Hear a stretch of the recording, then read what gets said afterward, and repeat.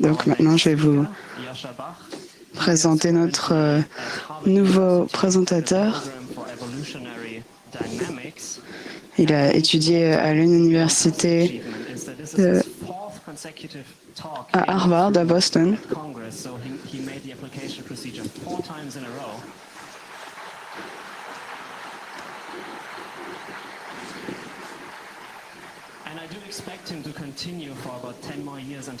J'espère qu'il va continuer à se présenter pour les conférences jusqu'à ce qu'il soit remplacé par des intelligences artificielles.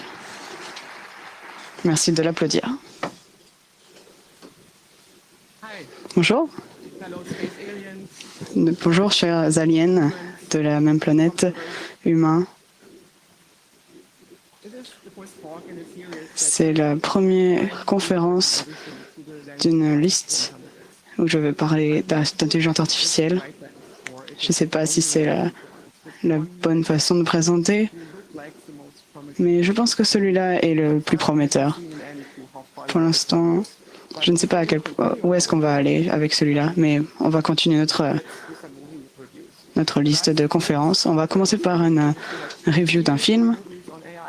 On avait 3 films qui étaient bien sur l'intelligence artificielle l'année dernière. Le premier dont je voudrais présenter est Her.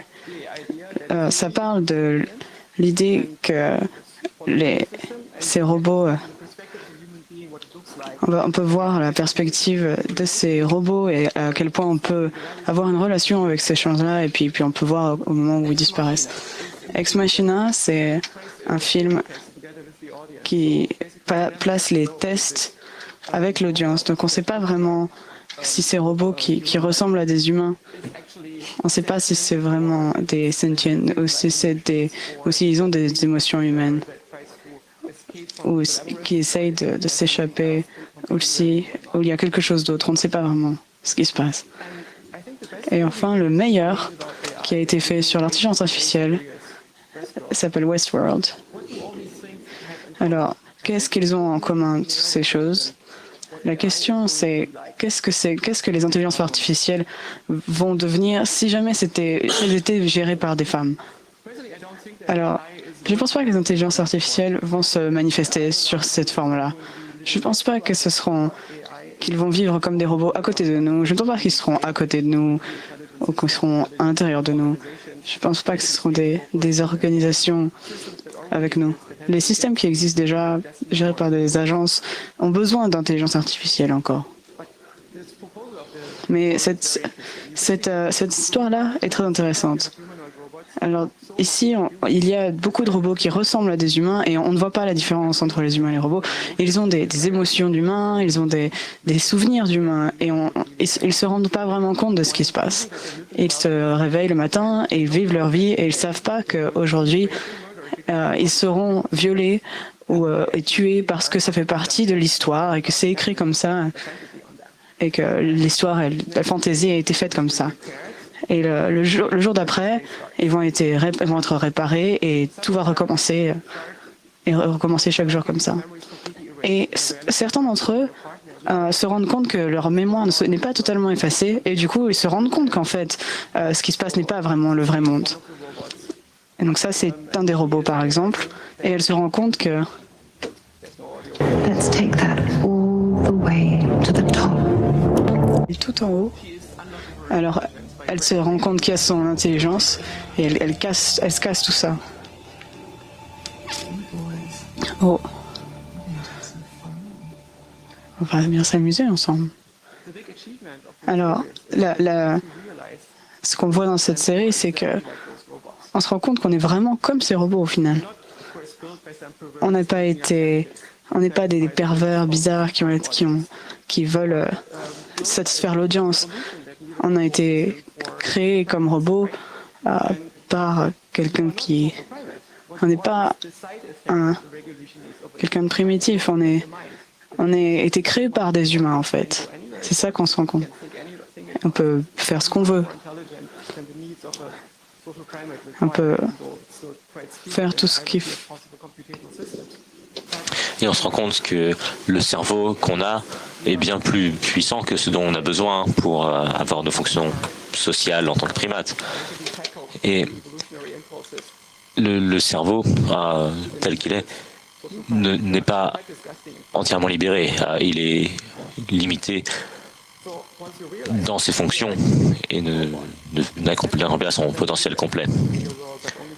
Alors, qu'est-ce que ça veut dire? Si vous êtes un robot et que vous n'avez pas accès au monde entier, vous n'avez pas accès à toutes les informations, alors qu'est-ce qu'on peut faire à partir de là? Il n'y a pas vraiment de conclusion logique, c'est pas évident. Qu'est-ce que vous devriez faire dans ce cas-là? Mais si vous voulez comprendre le monde, ce que vous devez faire, c'est trouver le programme le plus court parmi les meilleurs programmes qui peut prédire une observation à partir des observations précédentes, et ce pour toutes les observations. C'est ce que vous devez faire si vous voulez comprendre ce qui se passe, si vous êtes un robot comme ceci. Et c'est ce que les systèmes de machine learning essayent d'approcher. Mais est-ce qu'on est vraiment des robots? Est-ce qu'il n'y a pas des limites au calcul, à la computation? Alors, quand j'étais en 1983, c'est ce que moi je pouvais avoir. Ça, c'était mon Commodore 64, je l'avais à peu près fini. Et je venais de comprendre que je pouvais le reprogrammer, je pouvais changer ce qu'il faisait. Il n'y avait pas de limite, à part la mémoire et la vitesse. En tout cas, j'en voyais pas. Et quand j'ai compris que je pouvais changer ce qu'il faisait, et que je pouvais changer tout ce qui se passait derrière cet écran, j'ai compris que c'était ça la limite, c'était ça jusqu'où je pouvais aller. J'étais limité aux composants de l'ordinateur. Mais à l'intérieur, je pouvais mettre ce que je voulais. J'avais un monde entier, je pouvais faire un monde entier avec 100 personnes à qui parler.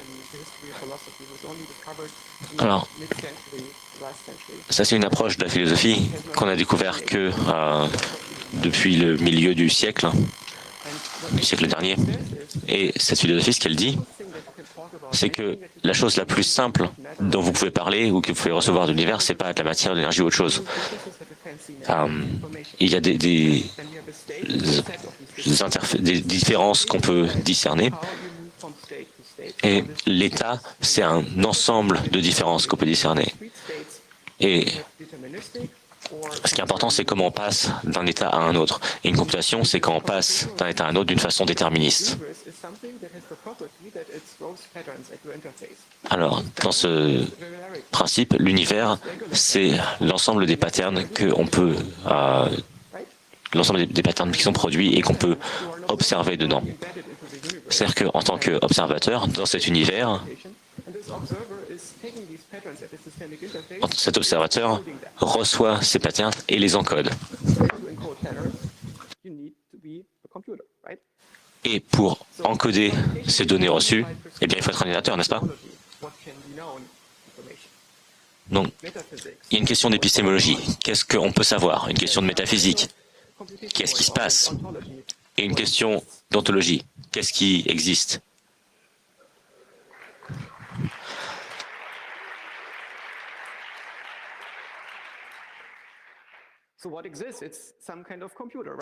Alors, ce qui existe, c'est un ordinateur, d'une certaine façon, n'est-ce pas? Donc, imaginez que vous êtes Dieu et vous voulez construire un univers comme celui-ci. Donc, vous êtes comme moi en 1983, vous demandez à vos parents un ordinateur, ils vous disent tu sais, on va t'acheter le moins cher qu'on peut pour ce job. Donc, c'est quoi l'ordinateur le moins cher dont tu puisses avoir besoin? Alors, vous allez à la boutique des dieux, dans le monde des dieux, vous voyez un nombre d'ordinateurs, ils ont tous un prix, et le moins cher que vous pouvez acheter, c'est le Commodore 64. C'est une machine à état fini. Il a une mémoire limitée. Il a peut-être un peu plus de mémoire que celui que j'avais moi, comme de Commodore 64, mais elle est quand même finie. L'étape suivante que vous pouvez avoir, c'est une machine à état probabiliste. C'est-à-dire qu'il y a une probabilité d'aller d'un état à un autre. Vous pouvez faire une machine probabiliste à partir d'une machine à état fini en ajoutant une source d'aléatoire. Mais cette couche d'aléatoire est limitée et on peut filtrer les branches aléatoires jusqu'à atteindre quelque chose de suffisamment déterministe comme on veut. Ou vous pouvez aussi avoir un ordinateur quantique. Et notre univers est probablement dans un ordinateur quantique, c'est-à-dire que notre univers est capable de factoriser des grands nombres de façon très efficace. Mais en fait, on ne sait pas ça. On ne sait pas si notre ordinateur est capable de factoriser des très grands nombres de façon effective. C'est possible aussi que factoriser des grands nombres est plus facile que ce qu'on pense et qu'en fait c'est un problème polynomial d'ordre de complexité polynomiale. Mais bon, il y a des gros débats là-dessus. Alors, à l'heure actuelle, les ordinateurs quantiques qu'on a peuvent factoriser que 15, c'est 7 fois 7, 7 plus 7. Alors, les trois suivants niveaux d'ordinateur, c'est les trois mêmes, mais avec une mémoire infinie. Le numéro 4, c'est une machine de Turing, bien sûr. Ou on pourrait acheter un ordinateur géométrique, un hyper-ordinateur géométrique. C'est-à-dire qu'il peut déplacer des choses dans l'espace avec une précision arbitraire. La plupart des physiciens pensent que à peu près tout dans l'espace est quelque chose. Il y a des physiciens qui pensent que c'est pas forcément le cas, mais généralement on pense quand même que dans l'espace il y a des choses et que ces choses bougent avec une précision arbitraire. C'est-à-dire que avec ces objets, on peut avoir un calcul à précision infinie si on arrive à placer les objets avec cette précision infinie et à lire les résultats de l'interaction. C'est assez excitant de savoir qu'on peut faire ça. Mais bon, on n'a pas vraiment une compréhension suffisante de l'univers. Il y a la théorie des cordes qui décrit des choses, mais c'est pas vraiment suffisant. En huitième, on a un ordinateur acausal. Donc ça, c'est un ordinateur dans lequel on peut prendre le résultat d'un calcul et l'envoyer dans le passé. C'est-à-dire qu'on pourrait, par exemple, observer les résultats de la loterie maintenant et les envoyer dans le passé pour, à ce moment-là, acheter un ticket et devenir très riche la semaine dernière. Alors, c'est mathématiquement possible. On peut définir un ordinateur dans lequel il y a des boucles fermées de temps, mais on n'a pas de preuve que des ordinateurs de ce genre-là existent. Alors, bon, imaginons que vous utilisez ce Commodore 64 que vous avez eu, ce ordinateur de Dieu, bien sûr que vous avez eu. Et il y a des théories qui se basent sur cette idée. La première par Konrad Zuse ou par Ed Fredkin. Et ça fait longtemps qu'ils travaillent sur des théories comme ça.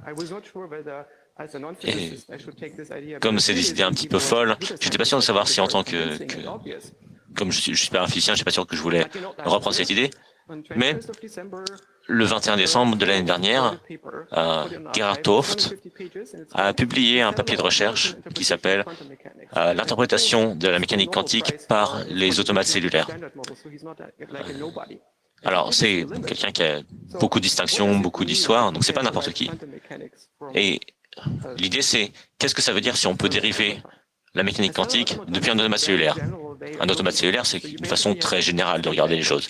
Vous avez un vecteur d'état, vous avez une fonction de transition, ça vous donne un autre vecteur d'état, et une autre transition de fonction, etc. C'est tout. Donc, vous pouvez vous dire, ici, ça c'est l'univers maintenant, et ça c'est l'univers dans une étape. Et voilà la fonction de transition qui se produit.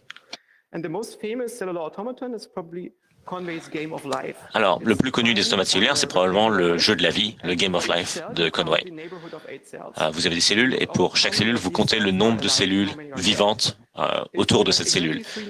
Si vous avez exactement 3 voisins vivants, vous devenez en vie. Si vous en avez 2, vous restez en vie. Si vous en avez moins de 2, vous mourrez d'isolation. Et si vous en avez plus de 3, vous mourrez étouffé.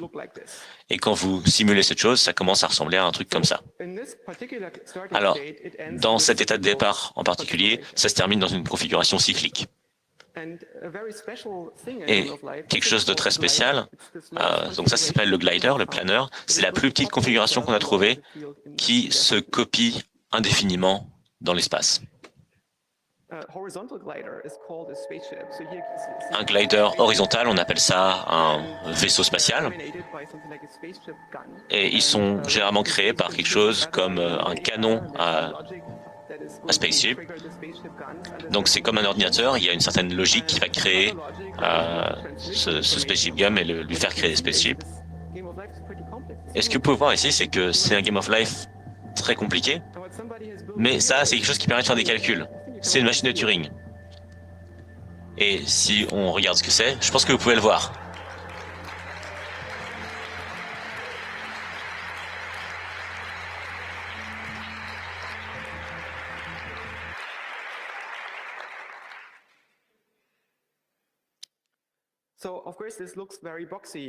Alors bien sûr, ça c'est un peu trop carré, un peu trop cubique.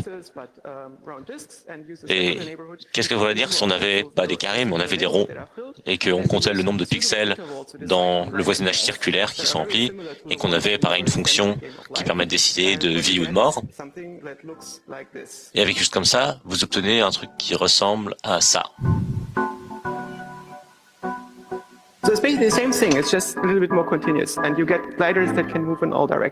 Donc ça c'est à peu près la même chose, mais c'est un petit peu plus continu, et vous avez des gliders à nouveau, mais qui peuvent bouger dans n'importe quelle direction.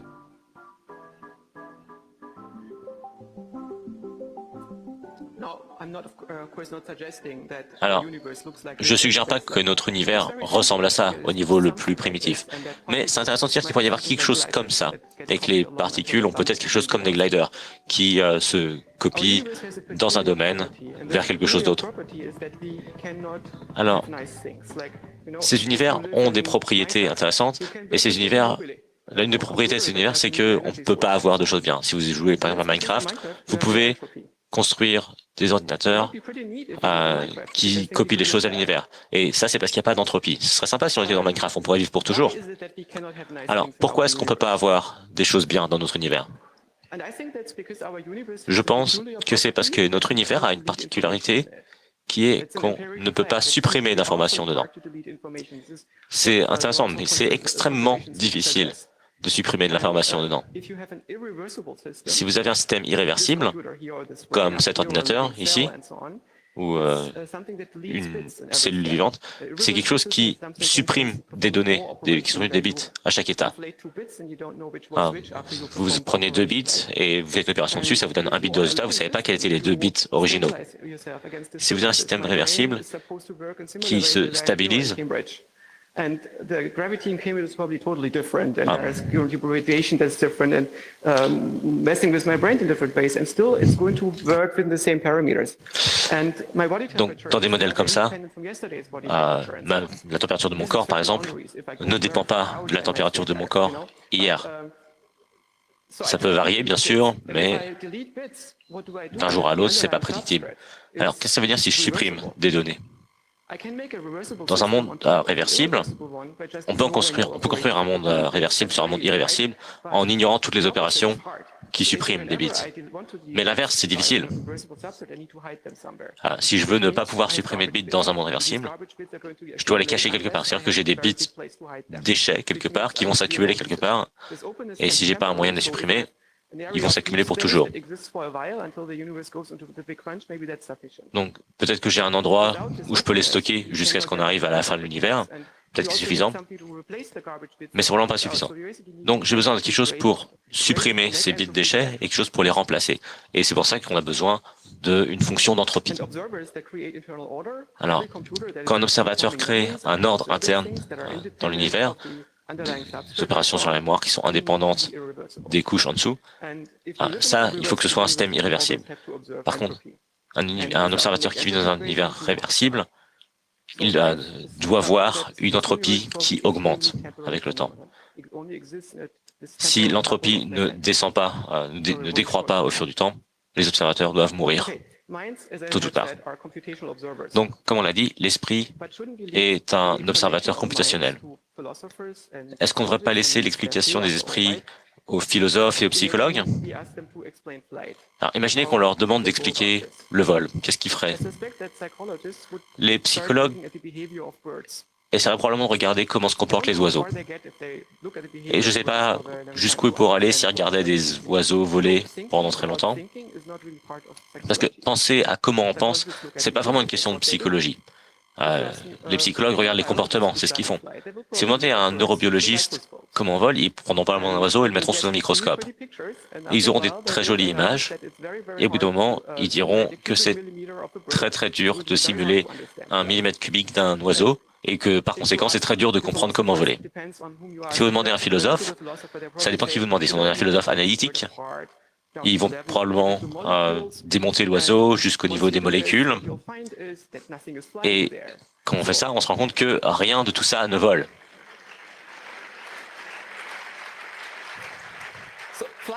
Alors, le vol n'est pas est peut-être une propriété de l'univers en lui-même qui se manifeste à travers l'oiseau.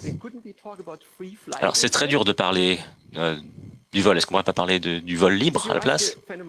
Si vous demandez à un philosophe phénoménologique, il va vous demander, mais qu'est-ce que ça veut dire d'être un oiseau? On ne sait pas. Si vous demandez à Roger Penrose, il vous dira, c'est des mécaniques quantiques. C'est la mécanique quantique, ces oiseaux ont des petits tubes microscopiques qui leur permettent d'utiliser des effets quantiques pour voler. Et c'est comme ça que ça marche.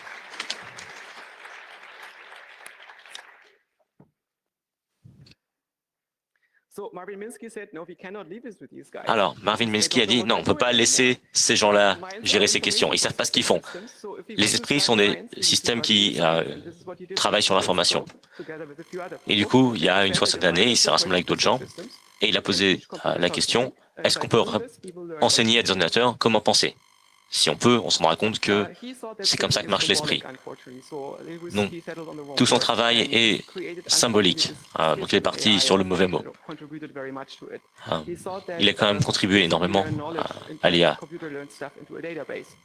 Il y a cette connaissance, c'est-à-dire que les ordinateurs apprennent quelque chose dans une base de données. Mais bon, il trouvait que les autres approches étaient beaucoup trop simplistes. Par exemple, tout ce qui était robotique. Mais le problème, c'est si d'autres gens trouvent des trucs qui marchent pour eux, généralement, ils vont pas rejoindre vos recherches. Et c'est pour ça que les gens qui faisaient de la recherche dans d'autres branches de l'intelligence artificielle ne sont pas vraiment joints à la recherche symbolique sur l'IA, sur les IA symboliques. Et du coup, Minsky est un peu le seul qui a fait de la recherche là-dessus. C'est assez malheureux. Et même maintenant, c'est quelque chose qui nous manque, même si on est en train de rattraper ça. Alors, c'est probablement pas de sa faute, parce que la question de qu'est-ce que c'est que l'intelligence en 1950, c'était à peu près la même question que qu'est-ce que c'est que la vie en 1650. Alors, en 1650, on pouvait montrer du doigt quelque chose, c'est dire, voilà, là, il y a de la vie. Et les gens disaient, il y a probablement là-dedans une espèce de force magique. Va savoir. Mais maintenant, on sait que la vie, c'est des cellules. Ça a été découvert en 1839. Mais jusque-là, ça a pris un très très long moment avant qu'on se rende compte qu'en psychologie, ce qu'on fait, c'est qu'on cherche à déterminer quelque chose analogue aux cellules dans le domaine de l'esprit. Alors, qu'est-ce qu'une cellule? Une cellule, c'est quelque chose qui se contient lui-même. Il y a peut-être eu des cellules qui ne se contenaient pas elles-mêmes, mais elles ont disparu il y a bien longtemps, parce que s'il n'y a pas de membrane pour se contenir, vous n'allez pas rester une cellule très longtemps.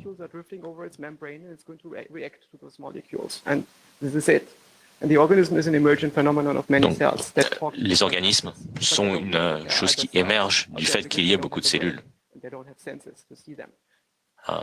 Les cellules n'ont pas de cerveau, les cellules n'ont pas de sens pour voir les choses. Les organismes sont quelque chose qui apparaît comme un besoin de l'ensemble de cellules. Alors, la cellule est la plus petite machine qui peut extraire de la négantropie, de l'entropie négative, dans un ensemble d'environnements. Ils ont donc un ensemble de réactions chimiques qui ont besoin d'un contrôle assez fin. Et ça, c'est quelque chose qui permet de faire des choses que d'autres processus chimiques sur cette planète ne peuvent pas. Et pour ça, ils ont besoin d'une logique assez compliquée. Si vous zoomez à l'intérieur d'une cellule, vous voyez cette membrane, et à l'intérieur, vous avez beaucoup d'opérateurs qui sont des réacteurs chimiques. Et ces réacteurs chimiques produisent toutes sortes de produits chimiques qui sont utilisés dans le métabolisme dans diverses circonstances. Et au centre de la cellule, vous avez cette structure intéressante qui est son système d'exploitation. Et pour faire ça, vous avez besoin de quelque chose de très complexe et qu'on comprend assez mal. Parce que vous ne pouvez pas descendre au niveau de la physique qui se produit. C'est à peu près 25 fois au-dessus de la longueur de Planck. Donc ça, c'est une machine, le réplésome, c'est une machine qui est capable de splicer, de copier de l'ADN. Et voilà, bon ça c'est pas du temps réel. Et on a beaucoup de machines comme celle-ci dans nos cellules. Quelque chose qui m'a frappé récemment, c'est l'idée que l'ADN c'est pas un plan fixé. L'ADN est pas quelque chose qui existe quand il n'y a pas de cellule. Il y a toujours une cellule. Donc l'ADN, c'est un système d'exploitation. C'est fait de routines qui s'appellent des gènes. Et ça, c'est quelque chose qui est fait entre quelques centaines d'octets ou quelques mégaoctets. Généralement, c'est environ 100 kilooctets ou peu de choses près. Et ces gènes peuvent faire seulement 4 choses. Ils peuvent réguler quelque chose qui va donc réguler l'homéostase. Ça peut différencier des cellules. Ça peut diviser des cellules ou ça peut tuer des cellules. C'est tout ce que ça peut faire. Et à partir de là, vous avez tout le reste. C'est incroyable, n'est-ce pas?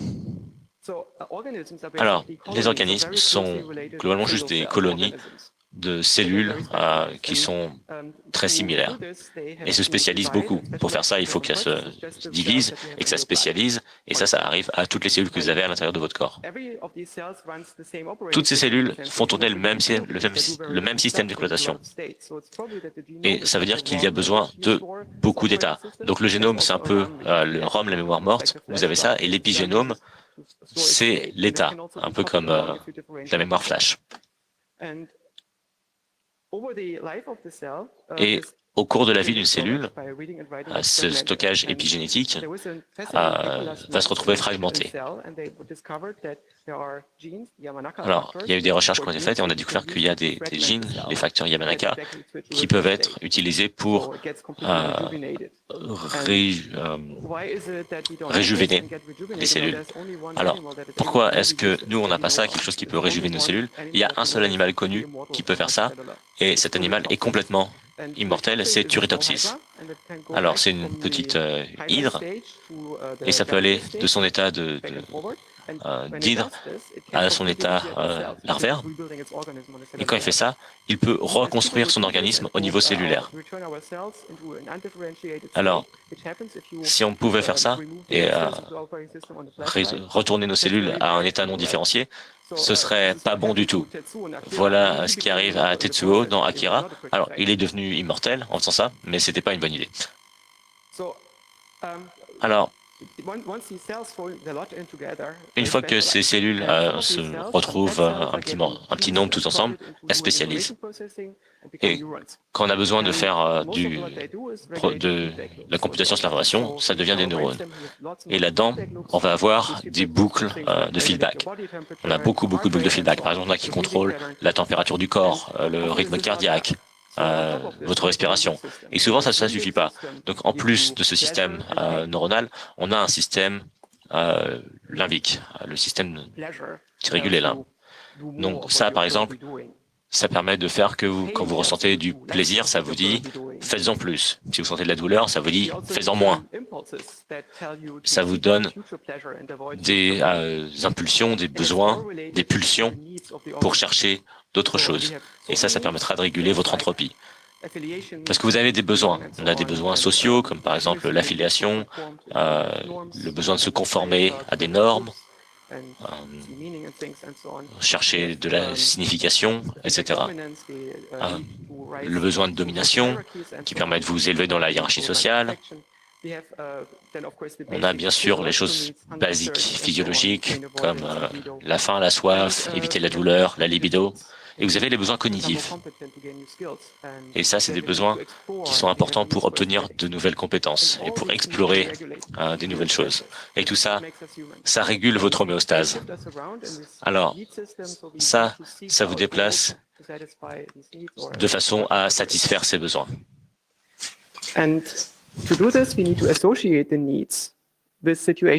Et pour faire ça, il faut associer ces besoins à des situations dans le monde. Ça, c'est le rôle de l'hypothalamus. Et les humains ont quelque chose qui est très sophistiqué autour de ça, c'est le néocortex. Le néocortex peut être voir un peu comme une extension de cet hypothalamus. Et ce néocortex est là pour généraliser à partir de patterns. Alors, comment est-ce que ça marche?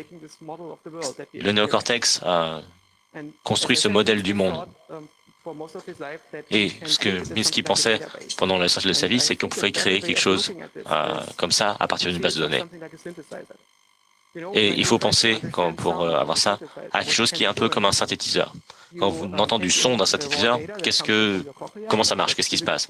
On a une vibration qui arrive sur votre tympan et il y a une transformée de Fourier et vous tournez un petit peu les boutons et vous faites ça jusqu'à ce que vous soyez capable de reproduire le pattern. Et une fois que vous avez ça, c'est que vous êtes capable de prédire le pattern et du coup que vous le compreniez. Là, ça marche pour le son, ça marche pour la couleur, pour les fréquences visuelles, les fréquences spatiales, tout ce qui est tactile. Et une fois que vous avez ça, vous pouvez construire un synthétiseur au-dessus des synthétiseurs.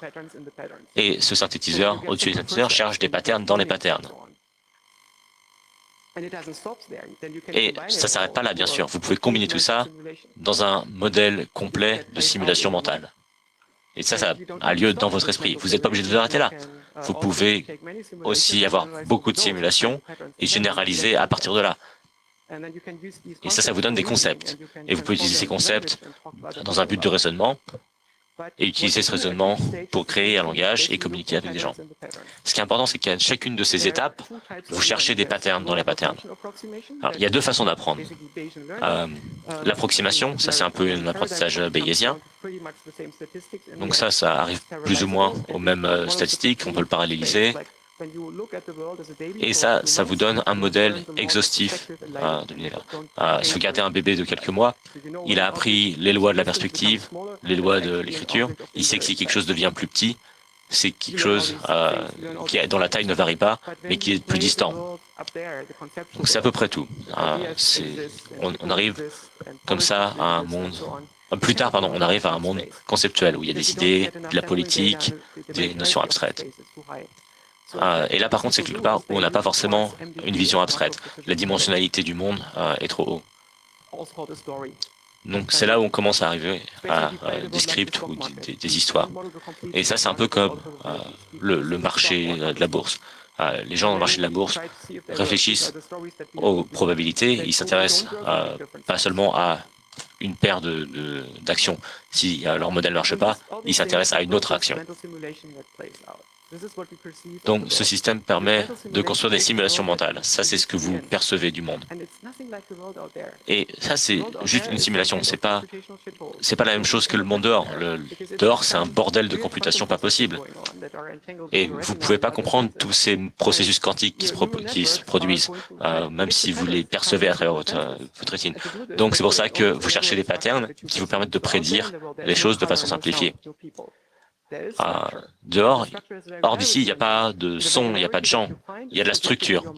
Et ce que vous trouvez dans cette structure, la régularité que vous trouvez, c'est projeté dans votre esprit. Et les gens trouvent des régularités similaires. C'est-à-dire que les gens trouvent les mêmes relations fonctionnelles, les mêmes abstractions fonctionnelles. Donc le néocortex, c'est l'organe qui est capable de simuler un monde dynamique, comme ça. C'est pour ça qu'on a des rêves la nuit qui sont différents. Il n'y a que les rêves le jour qui sont connectés à ce modèle-là. Donc on a des neurones, on a des centaines de millions d'entre eux, et je pense que ces neurones fonctionnent comme une machine à état qui s'occupe de faire ces transitions. Ils peuvent parler à leurs voisins, ce qui permet de former des unités de calcul plus grandes. Et ce qui détermine ça, c'est la surface du cerveau. Quand vous avez beaucoup de ces unités qui arrivent ensemble pour former une zone du cerveau importante, c'est ça qui fait la musique de votre esprit. Alors, il y a plusieurs de ces unités et chacune d'entre elles, c'est un instrument dans cet orchestre de votre esprit. Et la musique est un flux qui passe de l'une à l'autre.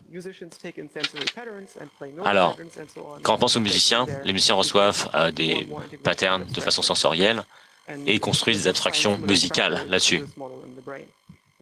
C'est ce qu'on peut voir dans ce modèle du cerveau. L'orchestre a besoin d'un chef d'orchestre. Ce chef d'orchestre est pas un espèce de magicien, c'est une autre zone du cerveau, comme les autres. Mais ce qu'il fait, c'est qu'il décide qu'est-ce qu'on joue ce soir. L'orchestre pourra jouer très bien, tout seul. Mais si vous enlevez le chef d'orchestre, vous devenez un zombie. Vous pouvez vous lever la nuit, faire à manger au milieu de la nuit, mais il n'y a personne pour manger le dîner. Alors, ce chef d'orchestre est une fonction de résolution. Et son rôle est de décider ce qu'on va faire et de changer l'allocation des ressources. Et pour ça, il a besoin d'un protocole. Ce protocole, c'est la façon qu'a le système de se dire lui-même qu'est-ce qu'on va faire. Le chef d'orchestre n'écoute pas tous les instruments, il n'écoute qu'un ou deux à la fois. Et c'est comme ça qu'il peut accéder au protocole. Le protocole est la façon dont toutes ces choses sont intégrées entre elles, les unes les autres. Toutes ces parties du cerveau ne savent pas, ne connaissent pas les autres, et elles ne se parlent pas forcément les unes aux autres. C'est pour ça qu'on a besoin de cette coordination. Imaginez, vous avez une situation et vous voulez rejouer cette situation. Alors, vous avez besoin de pouvoir rejouer le fait que quand vous avez vécu cette situation, le protocole était là et vous avez besoin de rejouer la façon dont vous exécutez ce protocole. Donc maintenant, votre système est capable de se rappeler qu'il s'est occupé de lui-même, qu'il a perçu sa propre conscience il y a juste un moment. Et je pense que ça, c'est nécessaire et suffisant pour la conscience. Donc, on n'a peut-être pas vraiment quelque chose qu'on peut considérer comme conscient, mais à partir de là, c'est quand même là où la conscience apparaît. Et quand on y pense, ça, c'est quand même vraiment beaucoup plus facile à construire, n'est-ce pas? Alors, qu'est-ce que c'est que cette réalité? Alors, on sait que notre imagination et notre modèle du monde, ça utilise les mêmes circuits. Quand on a le monde qu'on doit se représenter, on utilise les mêmes circuits que quand on l'imagine. Quand on l'imagine et quand on le perçoit. Alors, notre cerveau a besoin de savoir si quelque chose est imaginaire ou est vrai. On tague l'information pour savoir si elle est vraie ou pas. Si les tags sont confus, ça devient un petit peu difficile de comprendre. Le cerveau peut aussi avoir des structures conceptuelles. C'est-à-dire qu'on peut se représenter une structure conceptuelle comme étant vraie, même si on ne l'a jamais perçue. Les maths, par exemple, c'est très spécial. Les mathématiques sont le domaine des langages formels. C'est un jeu symbolique. Et ça a, pour beaucoup d'entre nous, la même réalité qu'un roman. Un roman, c'est pas vrai, c'est juste des caractères, c'est juste des symboles. Et pourtant, vous l'ouvrez et ça vous crée une histoire dans votre cerveau. Mais vous savez que cette histoire n'est pas vraie, parce que vous l'avez lue dans un livre. Et qu'on ferme le livre, c'est fini. Alors, ce qu'il y a avec les mathématiques, c'est que vous n'avez pas besoin de l'écrire dans un livre. Ça s'écrit tout seul. Vous choisissez quelques axiomes et tout le reste en découle. Et quand on découvre des lois mathématiques, elles ont l'air vraies pour votre esprit. C'est donc pour ça que les mathématiques ne sont pas vraies. Ça, c'est du platonisme. Les mathématiques sont une illusion. La réalité est donc un état de l'esprit, un état du cerveau. Alors, on va aller à ma dernière honte.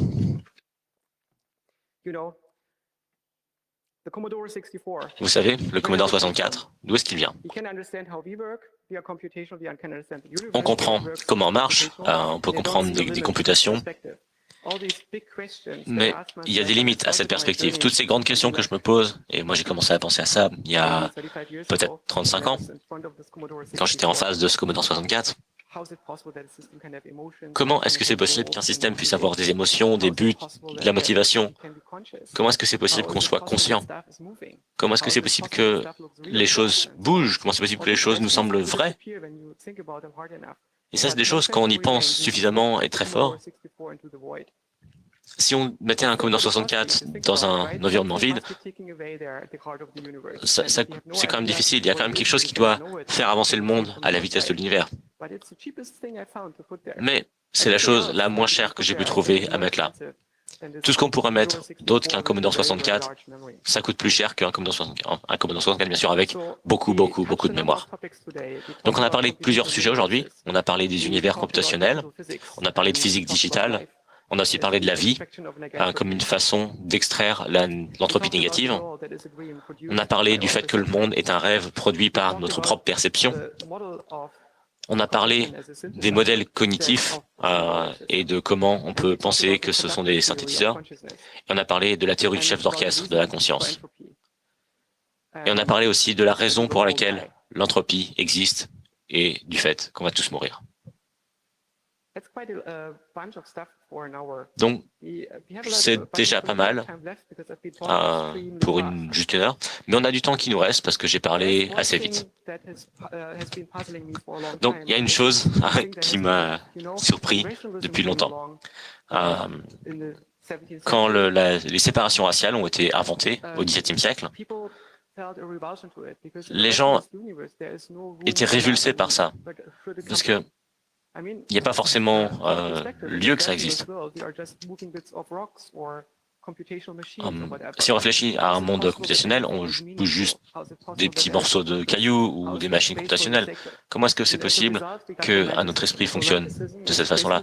Quand le romanticisme est arrivé, le romanticisme était une façon de se battre contre l'amour. C'était une façon de garder une connexion entre notre esprit et ce qu'il y a réellement dans le monde. Et je pense qu'il y a une explication assez simple à ce qui s'est passé. C'est simplement l'évolution. On est sujet à la sélection naturelle. Donc, au sein de n'importe quel organisme où les cellules se divisent, il va y avoir de la compétition. Et entre elles, elles forment un groupe, et cet organisme est en compétition avec d'autres organismes. Et ces organismes vont former des groupes, des petites populations, et ils sont en compétition avec d'autres populations. Et on a donc différents niveaux de compétition qui se produisent et de sélection des mutations. Mais ce qui est important, c'est que ces niveaux sont des forces qui s'opposent les unes les autres. Si vous avez une cellule qui n'est pas altruiste dans un individu d'un groupe, donc cette cellule, c'est pas un ange, elle utilise toutes les ressources. Cette cellule va mieux s'en sortir que les autres. Elle va bien s'en sortir parce qu'il y a d'autres cellules qui font tout le boulot. Donc, d'un point de vue de l'évolution, être altruiste, c'est pas une bonne situation. Mais si vous avez un groupe dans lequel il y a beaucoup d'altruistes et qui est en compétition avec un groupe qui a beaucoup d'égoïstes, devinez qui va gagner? Le groupe d'altruistes. Donc, l'évolution a besoin de trouver une solution pour s'assurer que les groupes sont largement composés d'altruistes. Donc, une façon de faire ça, c'est de s'assurer que personne ne peut procréer, sauf les organismes eux-mêmes.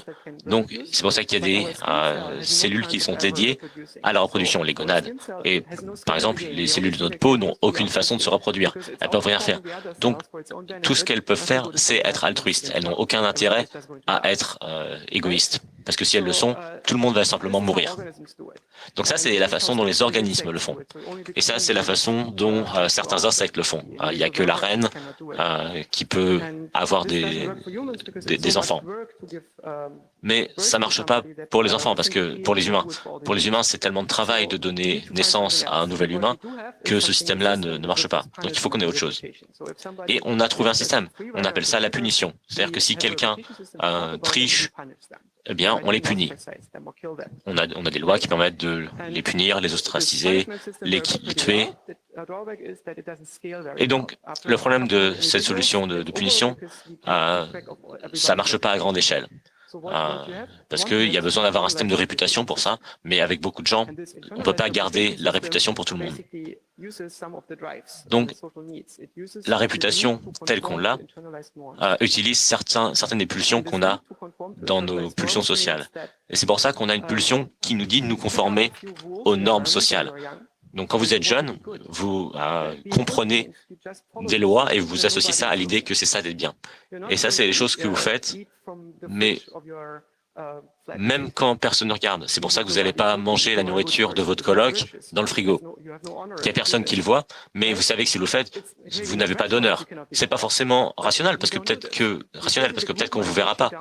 Mais ça, c'est la puissance du groupe qui interfèrent dans votre esprit individuel. Alors, il y a d'autres pulsions qui aident avec ça. Notre besoin de nous sentir participer, notre besoin de statut. Mais ce qui est le plus important, c'est notre besoin de faire ce qui est bon socialement. Donc, les normes, c'est quelque chose d'arbitraire. Différentes sociétés ont différentes normes. Et c'est des normes que on internalise à travers l'empathie. Le fait d'être bon, c'est un vecteur dans un espace arbitraire.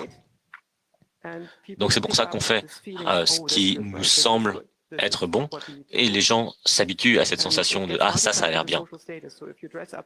Et c'est comme ça qu'on a un état social. Si vous adressez quelqu'un, comme si c'était un roi ou quelqu'un en position d'autorité, un professeur, un docteur, cette personne va sentir que ce qu'elle dit, c'est bien et que du coup, c'est quelque chose de normatif.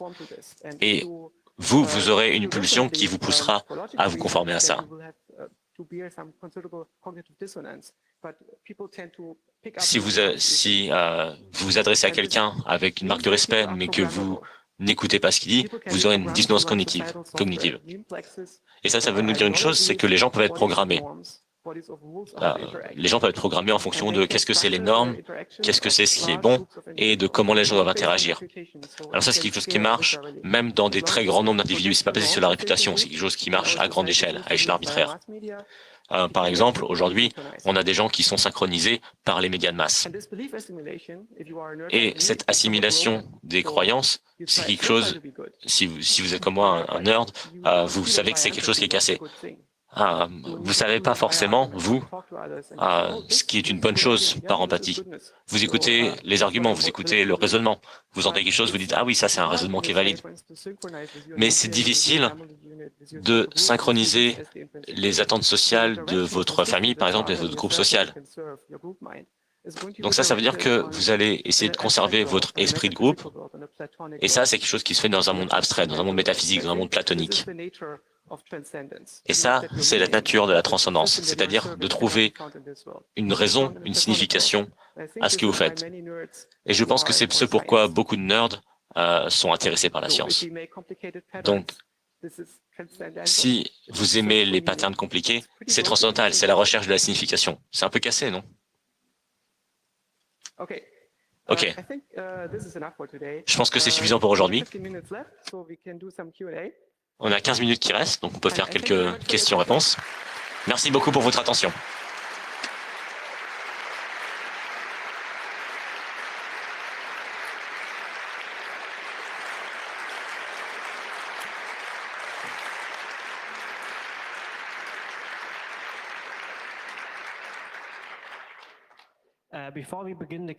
Avant qu'on commence les questions-réponses, petit rappel, si vous devez quitter la salle, merci de faire ça le plus silencieusement possible. Vous n'êtes pas aussi silencieux que vous pensez. Alors, si vous avez des questions, comme toujours, venez au micro. Si vous ne pouvez pas aller au micro pour une raison, et si vous êtes fatigué, ça ne compte pas.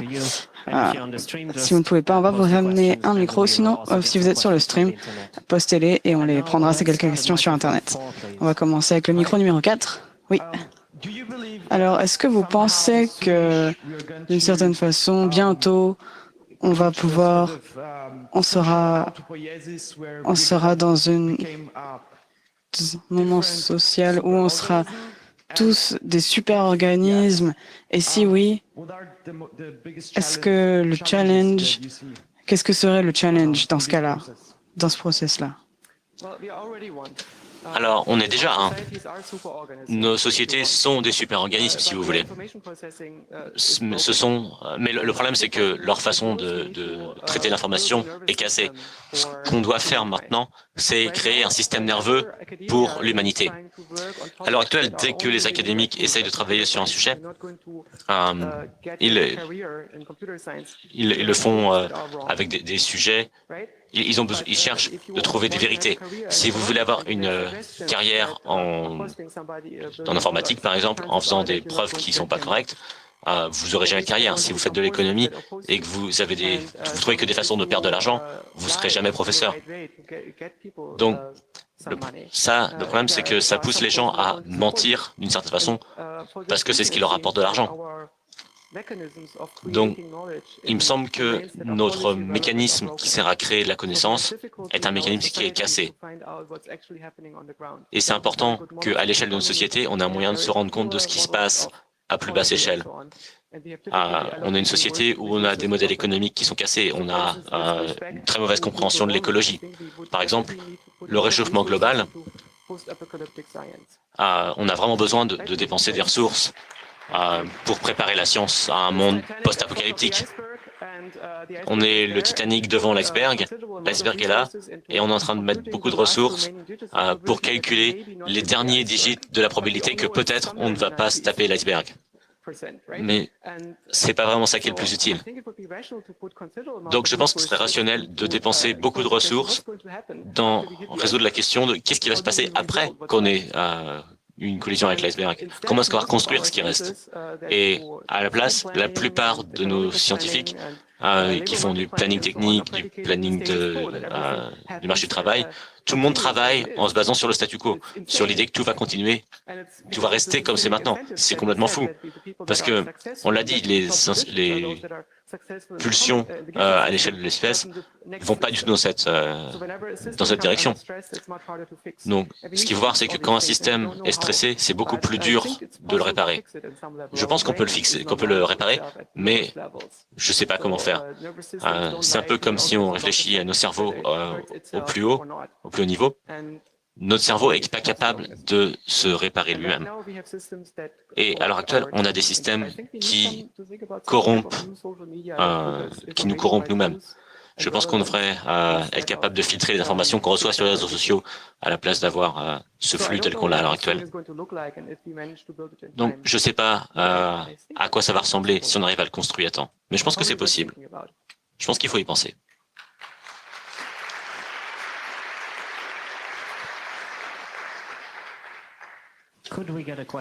Est-ce qu'on peut avoir une question sur Internet?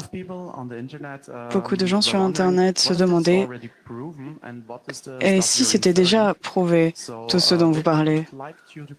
Donc, ils voudraient que vous partagiez un glossaire et des liens sur toutes les informations qui ont été prouvées comme étant vraies. Alors, je pense que rien de tout ce que j'ai dit n'est vraiment prouvé, parce qu'il y a d'autres façons d'utiliser ces mots. Et beaucoup des choses que je vous ai dit sont de la pure spéculation. On ne sait pas si le monde est une machine à état. Il y a des physiciens qui pensent que c'est possible que ce soit le cas, mais il y en a beaucoup qui pensent, même une majorité, qui pensent que c'est quelque chose de complètement différent. Et on ne sait pas. Donc ce que j'essaie de vous montrer, c'est le trou du lapin blanc, mais seulement sous un certain angle. Moi, je trouve que c'est quelque chose de très intéressant et je veux vous montrer qu'on peut explorer cette façon de penser. Donc je ne pense pas que ces choses soient vraies. Je pense même pas forcément qu'elles ont une forte chance d'être vraies. Et je pense que je changerai mon point de vue là-dessus dans le futur. Je pense que c'est quelque chose de convaincant. Ça m'a convaincu.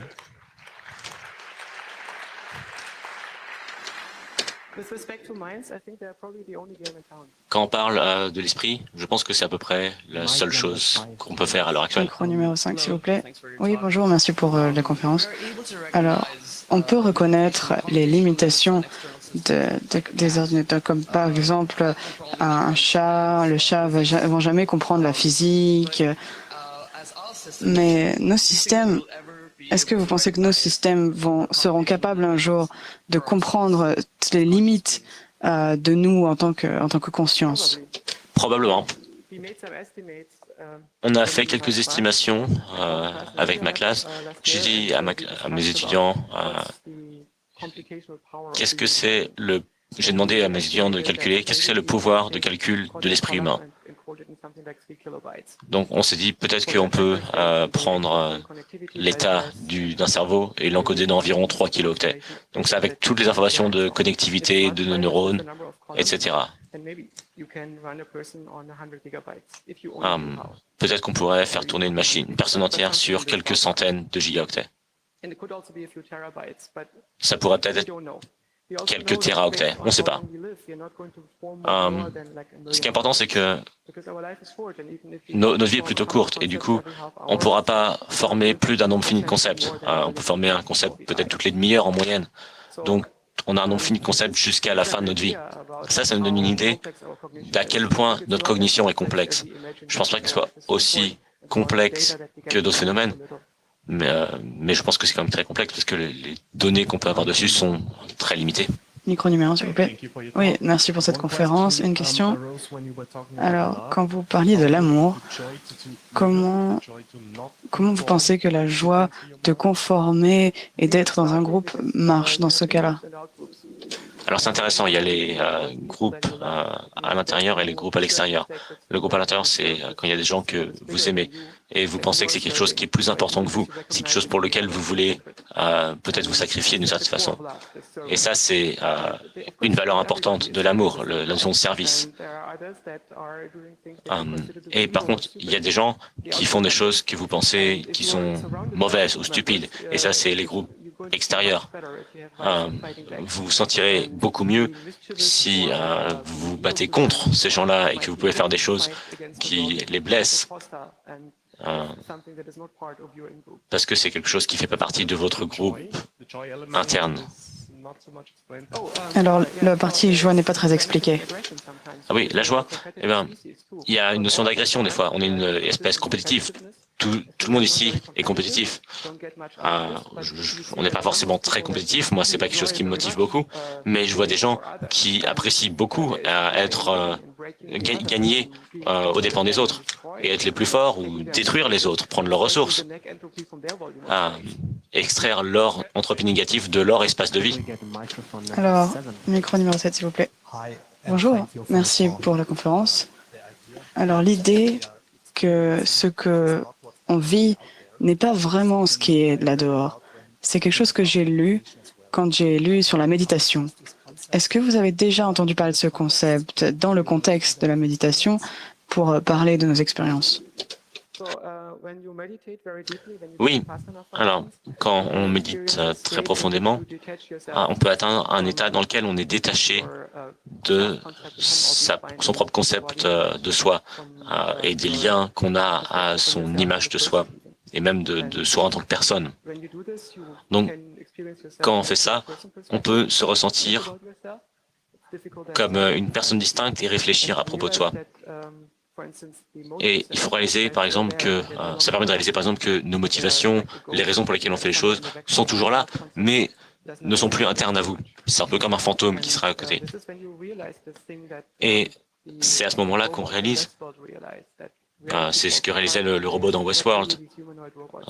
C'est des robots humanoïdes, mais c'est des esprits qui sont bien plus génériques que ce pour quoi ils sont utilisés. Merci. Question sur Internet, s'il vous plaît. Alors, quelqu'un veut savoir si toutes ces recherches ont-elles réussi à régler des problèmes de pathologie? Alors, je ne suis pas un docteur, donc je ne peux pas en parler de façon compétente, mais je suppose que pour beaucoup d'entre nous, quand on essaye de comprendre quelque chose dans le monde, on le fait et on se rend compte que quelque chose doit être débugué. Et du coup, c'est intéressant d'imaginer que le monde sous forme d'un système qui doit se débugger lui-même. Par exemple, un bébé ressent le plaisir et la douleur. Et un jour, il réalise que ça, c'est pas une fonctionnalité de l'univers en tant que lui-même. Par exemple, quand vous vous coupez vous-même, ça fait très mal, mais c'est une toute petite coupure. Et c'est là où vous vous dites que c'est un peu bête que ce soit si fort comme douleur. C'est pas une réalité objective. Donc le moment auquel vous réalisez que je suis pas uniquement ce set de valeurs, c'est un moment important.